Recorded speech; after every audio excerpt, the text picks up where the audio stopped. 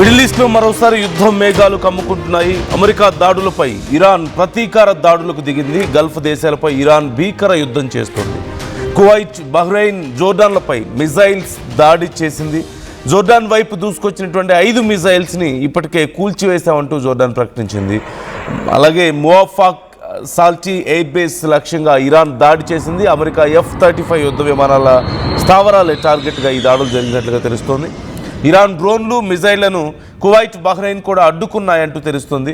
Bahrain సహా Gulf దేశాల్లో high alert ప్రకటించారు. ప్రజలు ప్రశాంతంగా ఉండాలని, భయాందోళనకు గురి కావద్దంటూ సూచిస్తున్నారు. అమెరికా ఇరాన్ ఘర్షణతో ప్రపంచవ్యాప్తంగా మరోసారి తీవ్ర ఆందోళనలు నెలకొన్నటువంటి పరిస్థితి మనకు కనిపిస్తోంది. ఒక్కసారి లాస్ట్ 24 అవర్స్లో ఇరాన్ దాడుల వల్ల బహ్రెయిన్, కువైట్, జోర్డాన్లో జరిగినటువంటి నష్టాన్ని ఒకసారి మనం చూడొచ్చు. ముఖ్యంగా బహ్రెయిన్లో అమెరికాకు సంబంధించినటువంటి 5th fleet, US 5th fleet ఉన్నటువంటి ప్రాంతాన్ని ఇరాన్ లక్ష్యంగా చేసుకొని కొన్ని దాడులు చేసింది. అలాగే బహ్రెయిన్కి సంబంధించిన వైమానిక రక్షణ వ్యవస్థలు చాలా క్షిపణులు, డ్రోన్లను అడ్డుకున్నట్లుగా తెలుస్తోంది. ఇరాన్ చేసినటువంటి దాడుల్లో ప్రస్తుతం భారీగా ప్రాణ నష్టం లేకపోయినప్పటికీ చాలా పెద్ద ఎత్తున బహ్రెయిన్లో ఉన్నటువంటి మౌలిక వస్తువులు నష్టపోయినట్లుగా తెలుస్తుంది. ఇక కువైట్లో కూడా చాలా తీవ్రమైనటువంటి దాడులు జరిగాయి. కువైట్ వైమానిక రక్షణ వ్యవస్థలు దీనికి సంబంధించి మేము కౌంటర్ ఆపరేషన్ కూడా మొదలుపెట్టామంటూ చెప్తున్నారు. ఇప్పటికే కొన్ని ప్రాంతాల్లో హై అలర్ట్ ప్రకటించారు. ఇప్పటి వరకు ఎవరూ ప్రాణాలు కోల్పోలేదు, కానీ భారీగా ఆస్తి నష్టం సంభవించిందంటూ ఇటు కువైట్లో కూడా ఒక ప్రకటన జారీ అయింది. మరోవైపు జోర్డాన్, అమెరికాలో ఉన్నట్టు అమెరికా స్థావరాలను లక్ష్యంగా చేసుకొని ముఖ్యంగా అమెరికాకు సంబంధించినటువంటి F-35 యుద్ధ విమానాలే లక్ష్యంగా ఇరాన్ దాడులు చేస్తే జోర్డాన్ వాటిని పూర్తి స్థాయిలో తిప్పి కొట్టగలిగినట్లుగా తెలుస్తోంది. ఇక పెద్ద ఎత్తున మరిన్ని దాడులు ఈరోజు జరగబోయే అవకాశం కనిపిస్తుంది. ఈరోజు ఈవినింగ్ ఆర్ నైట్ టైం కల్లా అమెరికా మరింత తీవ్రమైనటువంటి దాడులను ఇరాన్ మీద చేయాలని ప్లాన్ చేసుకుంటుంది. ఈ నేపథ్యంలోనే కేష్మ్ ఐలాండ్ మీద మరిన్ని దాడులు జరిగే అవకాశాలు కనిపిస్తున్నాయి. At the same time Gulf దేశాల మీద ఇరాన్ దాడులు మరింత తీవ్రతరం అవబోతున్నాయి. అయితే మొదటితో పోల్చుకుంటే ఇప్పటికీ గల్ఫ్ దేశాలు కూడా కొంత స్ట్రాంగ్గా అయినటువంటి పరిస్థితి కనపడుతుంది. అంటే అమెరికా చాలా వరకు తమకి టెక్నికల్ సపోర్ట్ అందించడం, కొంతవరకు యాంటీ డ్రోన్ సిస్టమ్స్ని అందించడం, ఉక్రెయిన్ నుంచి వచ్చినటువంటి స్పెషల్ టీమ్స్ని అక్కడ ఇప్పటికే లాంచ్ చేశారు. వాళ్ళందరూ వర్క్ చేస్తూ వస్తున్నారు గత కొన్ని రోజులుగా. And as we all discussed before, ఈ విషయాన్ని కూడా మనం మాట్లాడుకున్నాం. శాంతి ఒప్పందాల పేరుతో అమెరికా కొంత కాలయాపన చేస్తుంది. అంటే టైంని డిలే చేసి ఈలోగా ఇరాన్ మీద పూర్తి స్థాయిలో దాడులకు ప్లాన్ చేసుకుంటుంది. మరోవైపు ప్రపంచానికి ఇరాన్ మాట వినడం లేదని, దానివల్ల మేము దాడులు చేయాలని చెప్పి ప్లాన్ చేసుకుంటామని చెప్పుకోవడానికి వాళ్ళకి టైం దొరుకుతుంది. At the same time America మీద కాకుండా గల్ఫ్ దేశాల మీద ఇప్పుడు ఇరాన్ వరుస దాడులు చేస్తున్న నేపథ్యంలో ఇక్కడ వ్యవస్థల్ని బలోపేతం చేసుకోవడానికి ఈ టైంని US చాలా తెలివిగా ఉపయోగించుకుంది. ఉక్రెయిన్ నుంచి యాంటీ డ్రోన్ సిస్టమ్స్ని తెప్పించింది. అక్కడ ఉన్నటువంటి స్పెషల్ టీమ్స్ని కొన్నింటిని ఇప్పటికే అక్కడ రెడీ చేసి పెట్టడాన్ని మనం చూస్తాం. It's almost 20 days or 1 month back జరిగినటువంటి చర్యలు ఇవన్నీ కూడా. అంటే ఓవైపు పాకిస్తాన్లో చర్చలు జరుగుతున్న సమయంలోనే గల్ఫ్ దేశాల రక్షణ కోసం, అంటే గల్ఫ్ దేశాల మీద దాడులు చేసి అమెరికా మీద ఒత్తిడి పెంచుతున్న నేపథ్యంలో గల్ఫ్ దేశాలు ఇరాన్ దాడులను ఎదుర్కోవడానికి ఏమేమైతే అవసరం ఉన్నాయో, కొన్ని మిజైల్స్ కానీ, లేదంటే యాంటీ డ్రోన్ సిస్టమ్స్ని కానీ, అవసరమైనటువంటి టెక్నికల్ సపోర్ట్ అంతా కూడా అక్కడ మోహరించి పెట్టేశారు. కువైట్, బహ్రెయిన్, అలాగే జోర్డాన్, ఇలా అన్ని ప్రాంతాల్లోనూ వాళ్ళ స్థావరాలని మరింత సేఫ్ జోన్లోకి తీసుకొచ్చుకుంది. అమెరికా మరింత స్ట్రెంగ్తన్ చేసుకుంది. వాళ్ళ సెక్యూరిటీని పెంచుకోగలిగింది. మరింత పెద్ద ఎత్తున వాళ్ళ సైన్యాన్ని అక్కడ ఇంపోర్ట్ చేసుకోగలిగింది. సో ఓవరాల్గా Trump is playing a very smart game, mind game ఆడుతున్నాడు ఇక్కడ. అండ్ ఇరాన్ కూడా కొంతవరకు ఆడడానికి ప్రయత్నించినప్పటికీ కూడా పూర్తి స్థాయిలో ఆర్థిక స్తోమత, ఆర్థిక బలం, అలాగే రక్షణ బలం లేకపోవడం వల్ల దాన్ని మ్యాచ్ చేయలేకపోతుందనే చెప్పాలి. అమెరికాతో ఆ గేమ్లో మ్యాచ్ చేయలేకపోతుందనే చెప్పాలి. మోరోఫ్ అన్ని దేశాల సపోర్ట్, అంత పెద్ద ఆర్థిక బలం అండ్ ఆయుధ బలం ఉంది. ఈ నేపథ్యంలో ఇప్పుడు అమెరికా కూడా పెద్ద ఎత్తున డ్రోన్స్ని కూడా తయారు చేసుకున్నటువంటి పరిస్థితి కనపడుతుంది. వెరీ సూన్ మిలియన్ డ్రోన్స్ని అమెరికా తమ సైన్యంలోకి తీసుకురావాలని ప్లాన్ చేస్తున్నట్లుగా మనం చూస్తూనే ఉన్నాం. సో ఓవరాల్గా సిచ్యువేషన్స్ మరింత దారుణంగా తయారవుతున్నాయి. ఈరోజు డే టైంలోనే పెద్ద ఎత్తున గల్ఫ్ దేశాల మీద దాడులు జరగడానికి అవకాశం ఉన్నాయని హెచ్చరికలు జారీ అయిన నేపథ్యంలో చాలా ప్రాంతాల్లో అలర్ట్స్ ప్రకటించారు. ముఖ్యంగా చాలా దగ్గరగా ఉన్నటువంటి ప్రాంతాలు, ఇరాన్కి ఎడ్జ్లో ఉన్నటువంటి ప్రాంతాల్లో మాత్రం పూర్తిగా షట్డౌన్ ప్రకటించే అవకాశాలు కనిపిస్తూ ఉన్నాయి.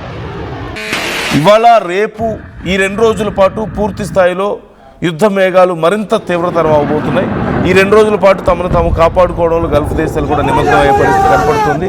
అమెరికా కూడా ఇవాళ రేపట్లోనే వీలైనంత ఎక్కువ నష్టాన్ని ఇరాన్కి చేయాలి, ఇరాన్ ఇక కోలుకోలని దెబ్బ కొట్టాలనే ప్లాన్లో ఉన్నట్లు కనపడుతుంది. మరోవైపు ఇజ్రాయెల్ ఈ అవకాశాన్ని ఉపయోగించుకుంటుంది, లెబనాన్ మీద తీవ్రమైనటువంటి దాడులకు పాల్పడుతున్నటువంటి పరిస్థితి కనపడుతుంది. But why all this drama ఈ మధ్యలో అంటే just for the sake of time to make it delay ఈ దాడుల్ని. సో దానివల్ల 2 రకాలు, ఇంతకుముందు మనం చెప్పుకున్నట్లుగా ప్రపంచానికి చెప్పుకోవడానికి కొంత అవకాశం దొరుకుతుంది, మేము ప్రయత్నించాం పీస్ కోసం, ఇరాన్ వినలేదని. అట్ ది సేమ్ టైం దాడులు మేము ప్రపంచాన్ని కాపాడడం కోసమే దాడులు చేస్తున్నాం అంటూ కూడా చెప్తుంది. ఈ నేపథ్యంలో మరిన్ని దాడులు జరగవచ్చు అంటూ ఇప్పటికే గల్ఫ్ దేశాలు కూడా కొంతవరకు రెడీ అవుతున్నటువంటి పరిస్థితి కనపడుతుంది. Even US is saying we are going to hit them hard అని చెప్తున్న పరిస్థితి మనం చూస్తూనే ఉన్నాం. సో ఓవరాల్గా ఈరోజు రేపట్లో చాలా తీవ్రమైనటువంటి యుద్ధాన్ని మనం చూడబోతున్నాం. It's almost like they are reaching the end point అన్నట్లు కనపడుతుంది. అమెరికా ఈ యుద్ధాన్ని ఇక ముగించాలన్న ఆలోచనకు వచ్చింది అండ్ ప్రపంచ దేశాలకు చెప్పుకోవడానికి తమకు సమాధానం దొరికింది. సో ఇప్పుడు పూర్తి స్థాయిలో ఐలాండ్స్ని, ఇరాన్కి సంబంధించినటువంటి కీలకమైనటువంటి ఐలాండ్స్ని దెబ్బ కొట్టాలని ప్లాన్ చేస్తుంది. వాళ్ళకున్నటువంటి ఆయిల్ స్టోర్స్ని, రిఫైనరీస్ని కూడా దాడి చేసే అవకాశాలు కనిపిస్తున్నాయి. ఇప్పటికే చాలా వరకు కొన్ని ప్రాంతాల్లో ఉన్నటువంటి పవర్ ప్లాంట్స్ని ధ్వంసం చేసింది యుఎస్ అలాగే ఇజ్రాయెల్ బలగాలు. ఈ నేపథ్యంలో వాళ్ళకు ఉన్నటువంటి ఆయిల్ స్టోర్స్ని కనుక దెబ్బ కొడితే ఇక పూర్తి స్థాయిలో ఇరాన్ని కట్టడి చేయొచ్చు అన్నటువంటి ఆలోచన కనపడుతుంది. మరోవైపు ఇరాన్ ఇప్పటికే హార్ముజ్ స్ట్రైట్ని మూసివేసింది. సో ఎన్ని రోజుల పాటు ఇలా కొనసాగించగలుగుతారు అనేది ఇక్కడ అతిపెద్ద ప్రశ్న. ఇప్పుడు ఇజ్రాయెల్ అండ్ యుఎస్ 2 కూడా పూర్తి స్థాయిలోకి అన్లీష్ అవ్వడానికి రెడీగా ఉన్నాయి. టైం వచ్చినట్లుగా కనపడుతుంది. సో అతి త్వరలో యుద్ధాన్ని ఇక యుద్ధం ద్వారానే ముగించబోతున్నారు, నష్టాన్ని తీవ్రమైనటువంటి నష్టం చేయడం ద్వారానే ముగించబోతున్నారు అన్నట్లు కనపడుతుంది. శాంతి చర్చలకి ఇక అవకాశాలు లేవు. పాకిస్తాన్ వేదికగా, ఇస్లామాబాద్ వేదికగా జరిగినటువంటి చర్చలకి ఎలాంటి ఫలితం లేకుండా పోయింది. అలాగే చాలా వరకు అమెరికా మేము ప్రయత్నిస్తున్నామని చెప్పేసి ఇరాన్తో చేసుకోవడానికి ప్రయత్నించినటువంటి అగ్రిమెంట్స్కి ఎలాంటి ఉపయోగం లేకుండా పోయినటువంటి పరిస్థితి కనిపిస్తుంది. సో ఇక యుద్ధమే శరణ్యంగా కనిపిస్తుంది, యుద్ధమే వీళ్ళకు ఉన్నటువంటి ఆప్షన్గా కనిపిస్తుంది. And very soon they are going to finish this war అన్నట్లుగా అమెరికా సైన్యం రెడీ అవ్వడాన్ని మనం చూస్తూనే ఉన్నాం. అండ్ వాళ్ళ అలైస్ మీద ఎలాంటి నష్టం జరగకుండా ఈ టైంలో ప్రాపర్గా వాళ్ళని రెడీ చేయడానికి కూడా మనం చూడొచ్చు. సో చివరికి ట్రంప్ అనుకున్నదే జరుగుతుంది. అల్టిమేట్గా ట్రంప్ ఏవైతే కావాలనుకున్నాడు, యుద్ధం ద్వారా అణిచివేయాలనుకున్నాడు, అదే జరుగుతుండడాన్ని మనం గమనించవచ్చు. So try to comment your opinions also. ఈ అంశానికి సంబంధించి మీ అభిప్రాయాలు ఎలా ఉన్నాయి ఈ అంశం మీద కామెంట్ చేయండి.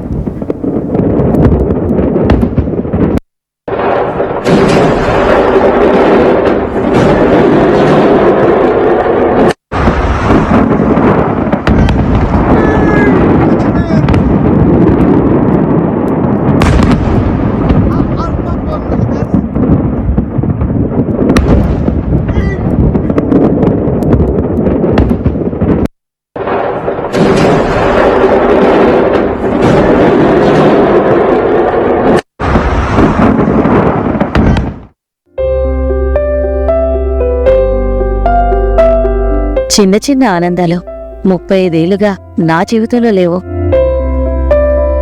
35 ఏళ్లుగా నేను డైపర్లలో బ్రతికాను. 6 సెంటీమీటర్ల ఫిస్టులా నా మూత్రాశయంలో లీకు కారణమైంది. ఎవరూ నాకు సహాయం చేయలేకపోయారు.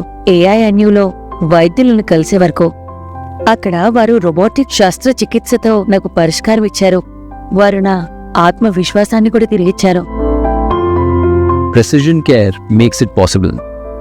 The Center for Robotic Surgery at AINU. At KL, the expertise of the world in the palm of your hand. KL deemed to be university.